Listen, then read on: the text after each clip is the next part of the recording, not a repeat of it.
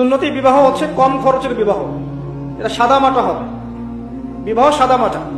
আর আমাদের বিবাহ দেখবেন গরিব মানুষের বিবাহ হলেও 5 লাখ টাকা ঋণ করে বিবাহ দিয়েছে না?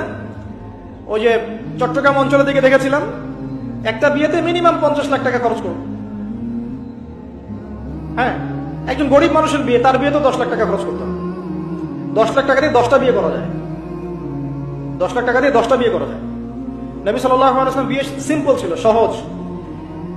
ছেলে মেয়েকে দেখতে পারবে একবার, ছেলে মেয়েকে দেখতে পারবে, মেয়ে এবং ছেলের সাথে প্রশ্নোত্তর করতে পারবে, ঈমান আকীদা সব জানার জন্য টুকিটাকি, পরিবারের গার্ডিয়ান সহ।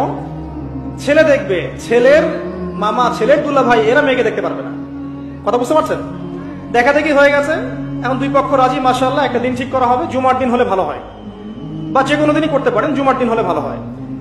বিয়ে হবে, দুজন সাক্ষী থাকবেন, কাজী থাকবেন, মোহর নির্ধারিত হবে একটা। আর মোহর এত চড়া হবে না যেটা দেওয়ার মতো ক্ষমতা ছেলের থাকবে না। ছেলের আয় বুঝে মোহর নির্ধারণ করতে হবে। ছেলে যদি সামর্থ্যবান হয়, সে 1 কোটি টাকা মোহর দিতে পারে। ছেলে যদি সামর্থ্যবান না হয়, সে 50,000 টাকা মোহর দিতে পারে। কি সমস্যা? এটা ছেলের সামর্থ্যের উপর ডিপেন্ড করবে।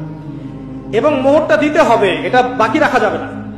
মোহরটা দিতে হবে, এটা তার হক, স্ত্রীর হক। আপনাকে চেষ্টা করতে হবে বিয়ের রাতেই দিয়ে দেওয়ার জন্য।